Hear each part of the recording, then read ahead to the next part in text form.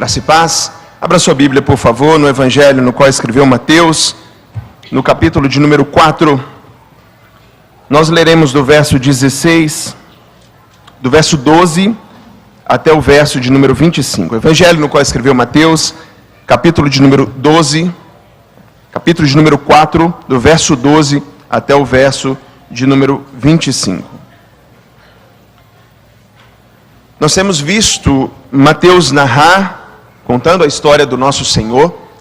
Até então a gente trabalha em termos cronológicos, mas a partir de hoje a gente começa a dar algumas quebras, porque Mateus, de maneira especial, escreve aglutinando assuntos, trabalhando alguns assuntos que o nosso Senhor vai tratar. Essas como se fosse a segunda parte do Evangelho de Mateus, no qual a gente introduz então o ministério público do nosso Senhor, é aquilo que está diante de nós nessa manhã. Nós já vimos que Mateus escreve com a intenção de mostrar que Jesus é de fato o Messias, aquele que foi prometido. Então ele fala a respeito da genealogia do nosso Senhor, fala a respeito do seu nascimento de maneira miraculosa, como aconteceu.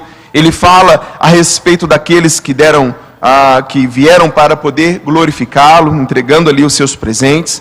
Fala a respeito da fuga, como assim havia prometido. Inclusive, esse é um termo que a gente já viu que aparece muito no Evangelho de Mateus, que é Mateus mostrando aquilo que foi dito a respeito do Senhor e como isso se cumpre na vida do nosso Senhor Jesus Cristo. Depois nós falamos a respeito da sua preparação. Vem João Batista ministrando, anunciando o caminho do nosso Senhor. Jesus então chega, é batizado de uma maneira extraordinária, nós vimos, é tentado no deserto e agora ele está ali pronto para dar início ao seu ministério. A gente vai ver alguns starts que foram dados para que ele começasse o seu ministério. Tudo na vida do Senhor tinha um tempo preparado para que isso acontecesse e hoje nós meditaremos um pouco a respeito disso. Evangelho no qual escreveu Mateus, capítulo de número 4, no verso de número 12, diz assim a palavra do Senhor.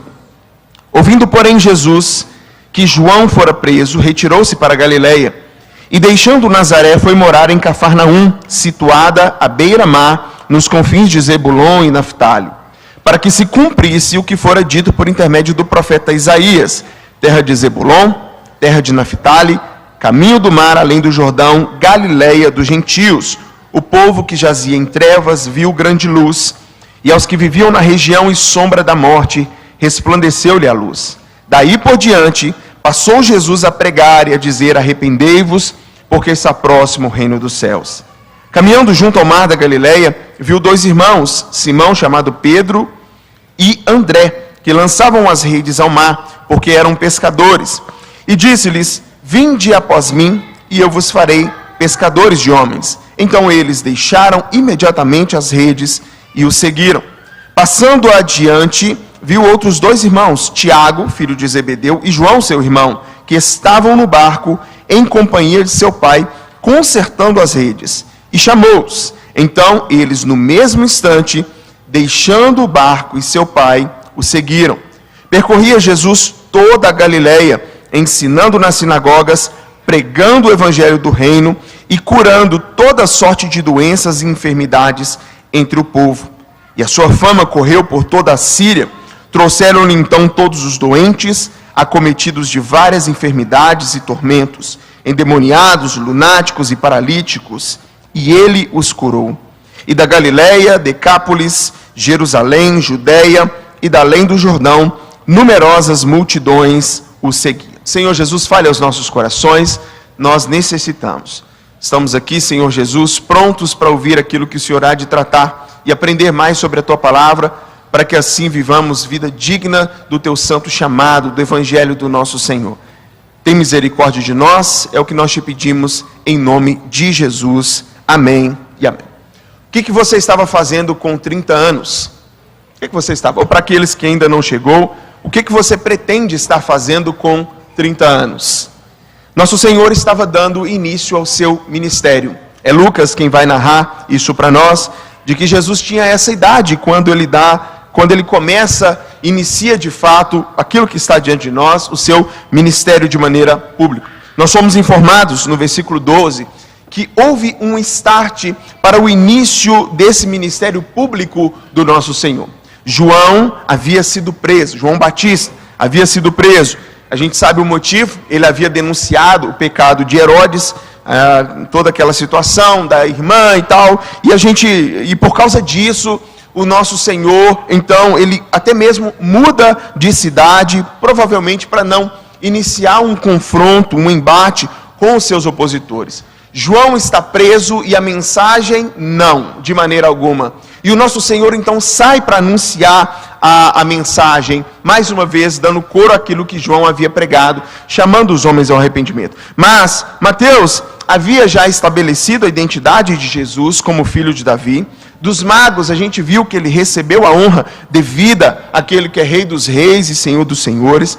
Ele foi proclamado soberano e por meio do seu batismo, ele confirma a decisão de tomar sobre si o pecado do mundo. A gente viu isso no capítulo 3. Ele comprova que ele é digno, pois ele triunfa onde Adão havia caído. Adão cai dentro do jardim, Cristo triunfa no deserto. Ele vence Satanás e agora, irmãos, nada o impedia de levar a bom termo a tarefa que ele assim havia assumido voluntariamente, a tarefa de perdoar os nossos pecados, a tarefa de caminhar para a cruz, a gente sabe muito bem. O texto bíblico vai nos dizer, então, no versículo 13 a 16, deu início ao ministério do nosso Senhor, e há um motivo, e eu gostaria que os irmãos acompanhassem comigo. O texto vai dizer que Jesus, então, quando sabe que João foi preso, ele deixa Nazaré e ele vai morar em Cafarnaum. Cafarnaum, inclusive, foi o QG, a gente pode chamar do QG, o quartel-general do nosso Senhor.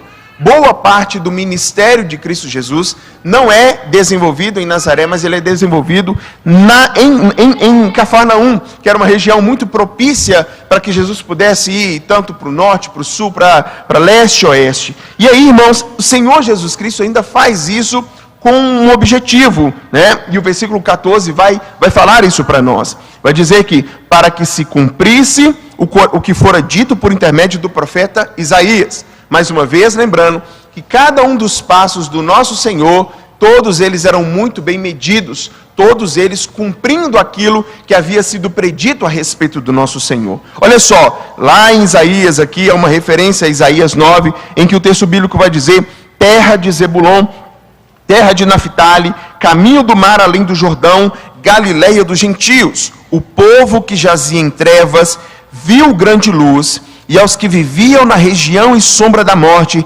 resplandeceu-lhes a luz. Aqui é falado para nós a respeito de um cumprimento da profecia de Isaías, lá em Isaías 9. É interessante, irmãos, que Jesus inicia o seu ministério, e Jesus não é enviado para a aristocracia religiosa que existia em Jerusalém. Jesus não sai e vai para os grandes, para aqueles que eram cultos, mas o Senhor vai, irmãos. E aqui é interessante, ele começa o seu ministério numa região extremamente pobre, extremamente rejeitado, que era a região da Galileia. A gente lembra que esses galileus eram ali judeus que se misturaram com outros povos, eles não adoravam em Jerusalém, muitos deles adoravam em Samaria. Havia uma série de distinção entre eles, e é justamente de onde, talvez das trevas mais densas que existia, é justamente de onde o nosso Senhor inicia o seu ministério. Ele dá o start para o seu ministério. Nosso Deus envia o seu Filho aos desprezados, aqueles que eram dolorosamente afligidos, em grande parte ali, daqueles que estavam ali naquela massa galileica, uma população mista gentílico-judaica. Foi na Galileia, irmãos, e sua vizinhança que Jesus passou a maior parte da sua vida encarnada ali. Foi ali que o Senhor cresceu, também foi ali que ele posteriormente viajou para outras cidades, de aldeia em aldeia, em suas missões de misericórdia, repartindo conforto e cura, e acima de tudo, irmãos, salvando os perdidos.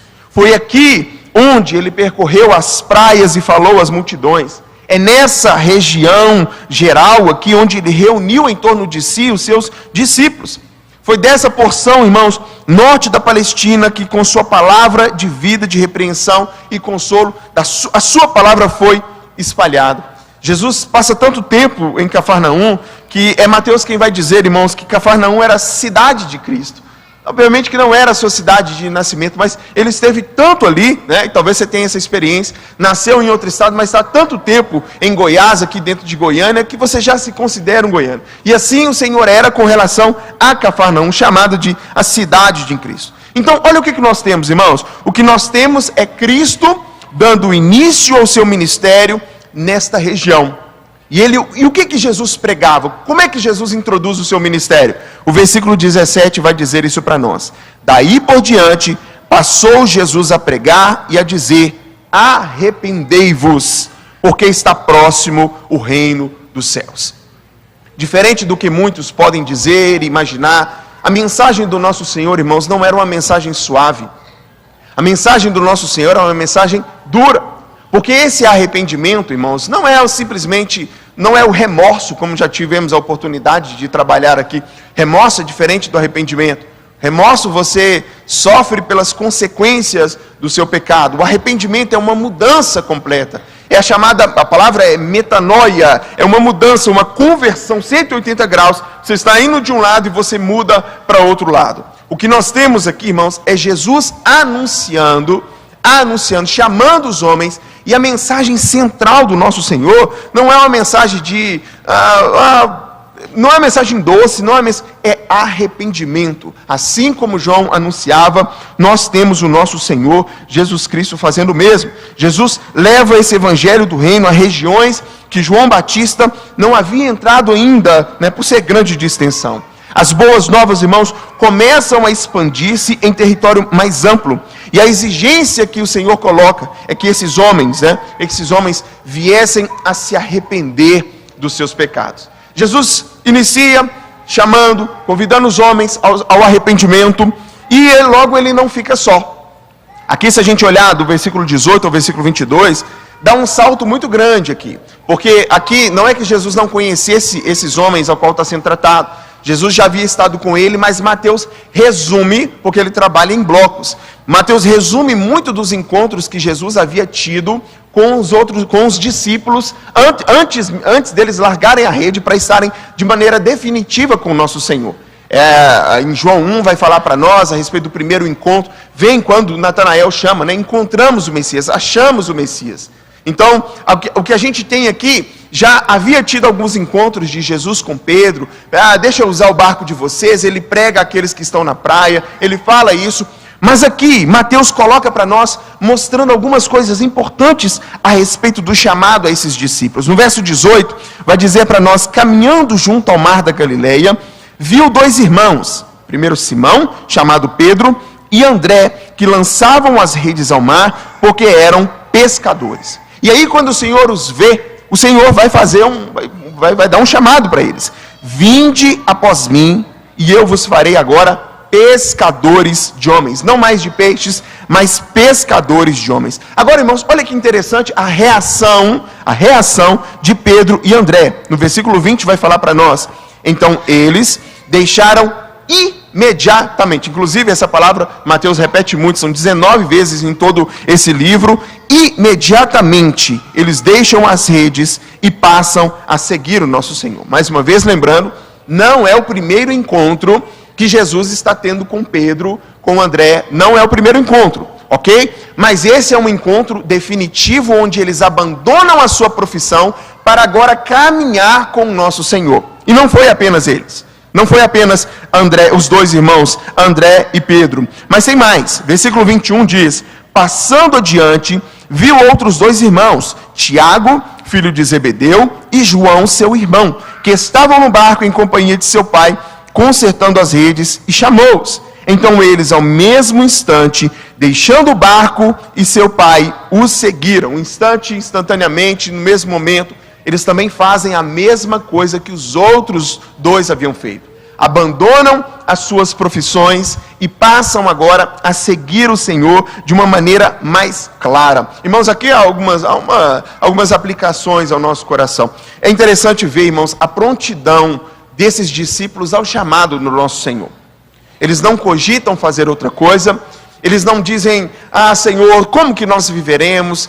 Senhor, como nós vamos nos sustentar? Senhor, o que vai ser do nosso futuro? Tem plano de saúde nesse chamado? Tem previdência privada? Não, eles não se preocupam, mas eles simplesmente, irmãos, se lançam diante da presença do Senhor para que fossem discípulos de Cristo Jesus. Há uma prontidão ao chamado, negando os seus próprios sonhos, as suas próprias vontades, para poder seguir ao nosso Senhor, então ser discipulado por Ele. Inclusive, a gente também consegue observar a disciplina e o compromisso para isso. Porque para ser, irmãos, de fato, discípulo do Senhor, nós necessitamos de compromisso. Ainda que nós não vamos sair das nossas profissões, obviamente que não, né? O chamado a esse discipulado tão claro, na pregação da palavra, ele é distinto. Você, dentro da sua vocação, glorifica o Senhor da mesma maneira, mas é necessário, irmãos, comprometimento com o chamado do Senhor sobre a sua vida. Aqui os discípulos, irmãos, sabem muito bem o que estava em jogo, sabem muito bem, irmãos, aquilo que Jesus estava chamando para poder fazer. A gente observa que há disciplina e compromisso. Não, nós não vamos meiar o nosso tempo, nós vamos nos entregar verdadeiramente, porque o que o Senhor nos chama é para uma obra verdadeiramente gloriosa. E há algo também aqui da parte do nosso Salvador, o qual merece destaque. É que, irmãos, o nosso Senhor, Ele pode fazer os milagres, Ele pode andar por si mesmo, Ele não precisa de ninguém.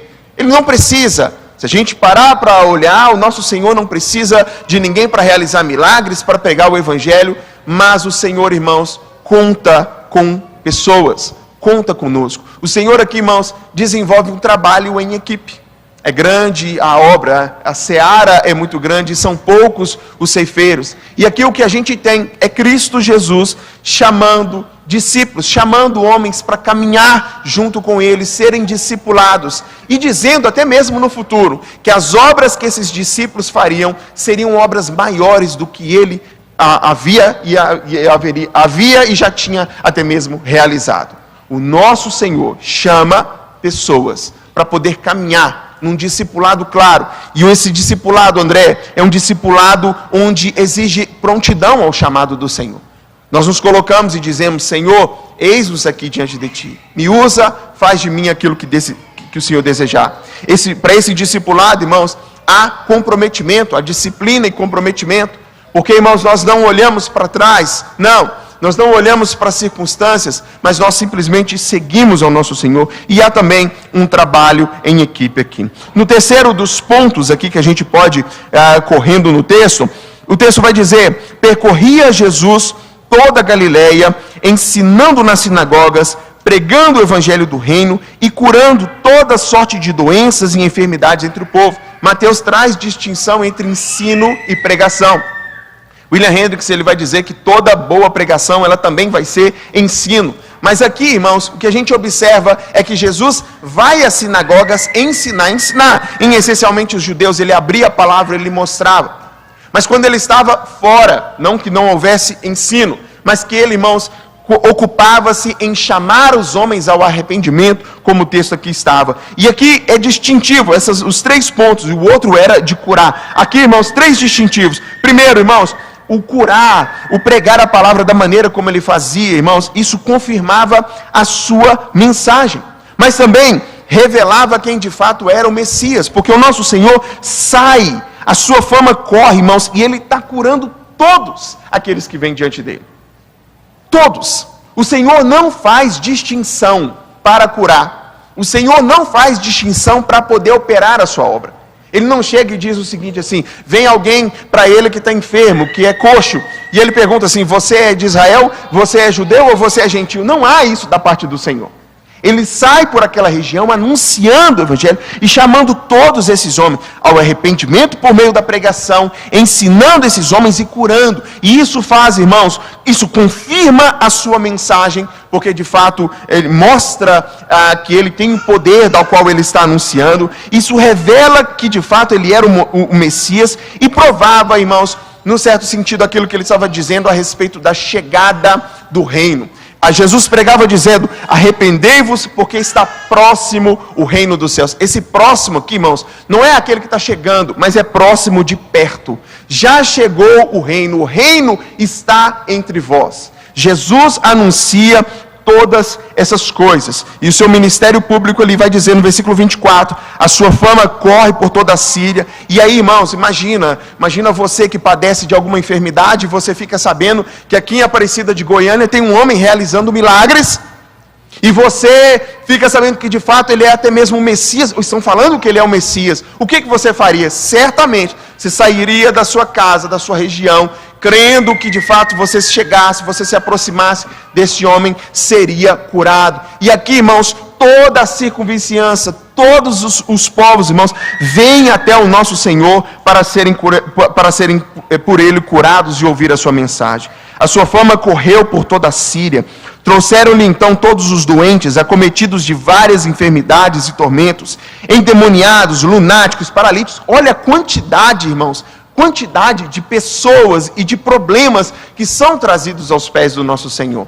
E qual que é a resposta do Senhor? E ali o que a gente tinha e ele os curou. E ele os curou, sem fazer distinção, sem perguntar quem eram. E ele os curou. E da Galileia, Decápolis, Jerusalém, Judeia e da além do Jordão, numerosas multidões o seguiam. A gente é apresentado a mensagem que Jesus pregou, nós somos apresentados aos discípulos ao qual Jesus chamou e a obra que Jesus realizou durante o seu ministério. Mateus sintetiza muito tempo da vida do nosso Senhor e muito da sua obra, porque agora ele vai sistematizar alguns assuntos. Ok, lindo, maravilhoso, você está aqui diante desse texto, mas eu tenho uma pergunta para você. Irmãos, qual a probabilidade do cristianismo prosperar se ele não fosse divino? Eu quero que você me responda. Qual é a probabilidade, irmãos, do cristianismo? Nós estamos 2000 anos na história para cá. Qual que é a probabilidade do cristianismo ter prosperado, irmãos, se ele não fosse divino? Você que é de exatas aí, que gosta, calcula para mim. Qual que é a chance? É sério, a probabilidade. Eu digo isso, irmãos, porque é o seguinte. Imagina uma religião que te propõe morte para os seus desejos. Você quer? Quê? Morte para os meus desejos? É sério, esse texto vem trazendo algumas características do Evangelho, irmãos, que vamos ser sinceros, aos olhos humanos, não é à toa que o mundo nos chama de loucos. Não é à toa que o mundo chama de loucos. Aparece um homem por aí, chamando os homens a se arrependerem. Imagina uma religião que tem como base você morrer para si, você morrer para os seus desejos, morrer para as suas paixões, morrer para a sua vontade. Eu tinha uma vontade tão grande, mas Jesus, você é chamado para a morte do seu eu. Irmãos, que religião que vai prosperar? Porque que a gente escuta, né, dentro dessa religião coach do nosso tempo, é que você tem de ser o que você quiser ser. É que você tem um potencial ilimitado. É que você não pode ceder você não pode reprimir os instintos, mas que você tem que buscar se entregar aos seus instintos, porque só assim você vai ser feliz. E aí aparece, irmãos, o nosso Senhor Jesus, simplesmente, irmãos, chamando. Olha, primeiro, começa pela mensagem do nosso Senhor. Qual que é a mensagem do nosso Senhor? Você é lindo, você é precioso, você vai lá, você vai conseguir. Você é forte. Não, o Senhor Jesus Cristo vem dizendo assim: você é um pecador que necessita de arrependimento. Deixa eu falar com os irmãos. Nós saímos pela rua agora na caravana missionária. E quantas foram as pessoas, irmãos, que olharam para mim, para os jovens que estávamos, né, na caravana missionária, irmãos, e no momento em que a gente falava, né, aquilo que era a mensagem do nosso Senhor, o que eu preciso fazer então para herdar o céu? Primeira coisa, arrependam-se dos seus pecados. E quantos eram os olhares, irmãos? Quantos eram aqueles que franziam a testa, nervosos, bravos? Teve um, inclusive, que quase foi para cima de uma das nossas jovens aí, mandando ela calar a boca, mandando ela sair, e o Senhor nos deu o livramento nesse dia em específico. Por quê? Porque as pessoas querem se arrepender, irmãos. Nós estamos falando sobre probabilidade. Qual que é a probabilidade do cristianismo prosperar se ele não fosse divino. Porque, irmãos, sinceramente, que loucura! Que loucura! Você crê, irmãos, que uma virgem deu à luz a um homem, e que esse homem, na verdade, é o Filho de Deus, que veio ao mundo, que morreu, terceiro dia ressuscitou. Você consegue entender que se não for pelos olhos espirituais, irmãos, não faz o menor sentido? Que não há a menor chance, que se não for uma operação de Deus, irmãos, nos nossos corações, porque aqui é o que eu quero frisar com os irmãos, é que só pode que é divino, porque, irmãos, olha só, meu Deus, é domingo, você poderia estar descansando agora, você poderia estar correndo na praça, poderia estar fazendo 1000 coisas, mas alguma coisa te impulsionou a estar na presença do Senhor. Alguma coisa interna te chamou e você disse, eu vou, eis-me aqui, é o que eu quero.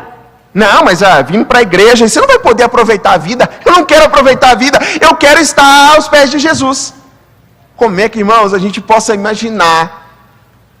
Como que a gente pode se imaginar, irmãos, a probabilidade realmente do cristianismo dar certo, se não for algo espiritual, algo sobrenatural ao nosso coração? Alguns podem argumentar, não, vocês fazem isso porque vocês têm medo do inferno, têm medo do que acontece lá. Zero medo do inferno, irmãos. Zero medo do inferno. Mas o que você está fazendo aqui hoje? É porque Ele se entregou por mim e eu amo. Eu quero, eu desejo, e a sua pele arrepia, e seu corpo sente, e aí a sua mente assente, e você diz, Senhor, eu te amo, eu te quero, e você faz como Pedro e João, lança as redes e segue ao Senhor Jesus.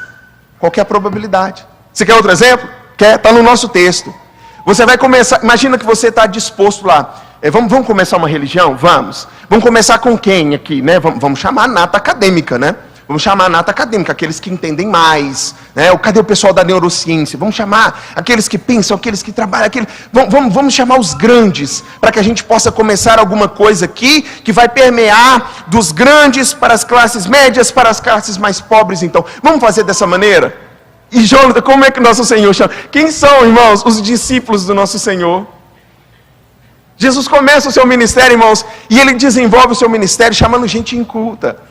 São pescadores. É gente vivendo da pesca, irmãos. É gente rejeitado. Jesus já começa o seu ministério lá no cantão do cantão. Quase onde Judas perdeu a bota. Quase que literalmente. Começa lá no cantinho de tudo. Vamos chamar? Não, vamos para Jerusalém. Vamos chamar os grandes. E a partir de então a gente começa algo grande. Porque o povo segue, né? O povo segue aqueles que estão em evidência na mídia. Vamos começar com os influenciadores, vamos começar com eles. E não, irmãos, lá vai Jesus chamar Pedro, André, Tiago e João, pescadores, homens simples, homens incultos, iletrados. Entenda isso, irmãos. Não é uma desvalorização da pessoa deles como é. Eu estou falando, irmãos, sobre se você quer começar algo grande, você deveria ser dessa maneira. Vamos firmar uns tratos aqui com os influenciadores aqui de Jerusalém. Vamos fazer isso. Mas não. O nosso Senhor inicia o seu ministério, desenvolve o seu ministério. E nós aqui estamos hoje, irmãos, devedores de pescadores. Devedores a pescadores que o Senhor usou lá no passado. Aí eu pergunto para você, qual a probabilidade do cristianismo dar certo, se ele não fosse divino? Uma religião, irmãos, que não lisonjeia os ricos, os poderosos. Uma religião, irmãos, que nivela todo mundo igualmente. E eu estou falando religião, por religião significar religare, reconexão. E de fato é exatamente isso que Cristo Jesus fez por nós. Nos reconectou, nos religou ao Pai. E nós temos, irmãos, então, essa religião que coloca todos nós no mesmo patamar. Aliás, na verdade é o contrário, né? Na verdade, assim, quanto mais você cresce no reino, mais você diminui. O maior é aquele que... Irmãos, não pode. Não pode. Quanto mais, não, eu cheguei a pastor agora, mas cadê a minha aguinha? Cadê os meus almoços e jantares? Eu quero proeminência, eu quero isso, aquilo, outro. Eu quero estar sentado na cadeira mais proeminente, eu quero essas coisas. E o evangelho do reino, não o evangelho do mundo, mas o evangelho do reino, É aquele, irmãos, que fala assim, que maior é o que serve. Guilherme, como que vai dar certo, cara, se não fosse o Senhor? Se não fosse o Senhor.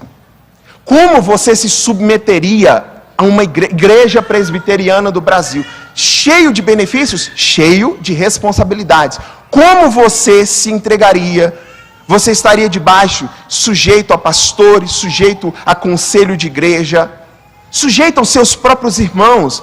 Como em Romanos 12 a gente vai ser falado, né? A gente não se considerar superior ao outro, mas sempre ter o outro em mais alta estima. Como eu faria isso? Como uma religião assim, irmãos, por 2000 anos, estaria tirando pessoas da miséria, de uma vida de perdição, se não fosse por obra do Espírito? A grande questão, irmãos, é que é obra, sim, do Espírito Santo de Deus. É Ele que opera. E eu quero aplicar, para encerrar essa nossa mensagem, somente Deus, irmãos, somente Deus, para primeiramente, fazer uma pessoa realmente se arrepender. Foi assim na sua vida, foi assim na minha. E é na vida de todos aqueles que genuinamente se arrependeram. Irmãos, nós somos, mais uma vez, impulsionados a fazer aquilo que nós desejamos, a seguir os prazeres da nossa própria carne, a fazer a nossa própria vontade. Se você quer, faça, tome, aconteça, desenvolva. Nós somos chamados a isso. E agora, irmãos, o que nós temos é um chamado ao arrependimento. Somente Deus para fazer uma pessoa realmente se arrepender. Mais do que isso, somente Deus para usar esse tipo de gente, pescadores incultos, para uma obra tão extraordinária. Somente o Senhor. Uma coisinha que nasce lá na Galileia, uma coisinha pequena, entre gente iletrada, que sabe pouco, que conhece pouco, que são pecadores. Irmãos, como dá certo se não for o Senhor? Mas o fato é que Deus opera e usa pessoas assim. Inclusive isso é uma bênção para mim, para você. É que Deus usa, irmãos, a cada um de nós dentro das nossas vocações. Você não precisa, eu vou primeiro chegar, eu vou concluir aquilo que eu estou querendo concluir, o meu mestrado, o meu doutorado, para que então eu possa ser usado pelo Senhor. Você, irmãos, dentro da sua vocação, você com a 4ª série, você que não tem, irmãos, que não é alfabetizado, pode e vai ser um instrumento nas mãos do nosso Senhor, se assim colocar à disposição. Que bênção, que bênção, saber disso, que Deus opera dessa maneira. Ele é aquele que traz o arrependimento, é aquele que usa homens simples, e Ele é aquele, irmãos, somente Deus, para cumprir a sua promessa e fazer com que ela se perpetue pelos séculos dos séculos e cumpra a sua palavra de maneira fiel. A gente observa isso no texto. Jesus vem cumprindo uma profecia de 650 a 700 anos atrás, a profecia de Isaías, e tantas outras foram cumpridas sobre a sua vida. A palavra de Deus, irmãos, que não muda, permanece para sempre, e Deus é fiel para poder cumprir isso, e está cumprindo na minha vida e na sua vida no dia de hoje. Você pode dizer amém por isso? Deus está cumprindo a sua palavra sobre nós. Fique em pé, eu gostaria de orar com você.